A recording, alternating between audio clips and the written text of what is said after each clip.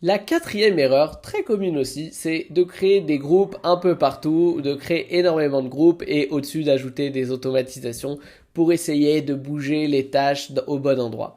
Alors, je vais essayer de vous faire un peu d'ordre dans tout ça. L'idéal, et comme ça va être très simple, la règle est très simple, c'est d'avoir qu'un seul groupe et d'utiliser ici la feature grouper par. On peut grouper par statut et automatiquement, les groupes vont être créés de manière totalement automatique. Et bien évidemment, si par exemple nos groupes devaient être des noms de autre chose, eh ben on peut créer un autre statut et simplement lui donner d'autres titres différents. Test 1 et on va faire la suite. Test 2, 2, test 3. Parfait. On applique. Et au lieu de prendre la colonne statut, on va prendre statut 1.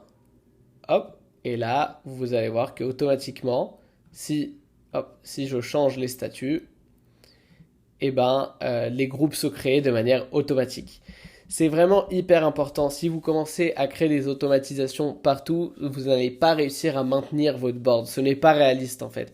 À part si vous le faites manuellement, ça encore, j'ai vu quelques cas où ça marche.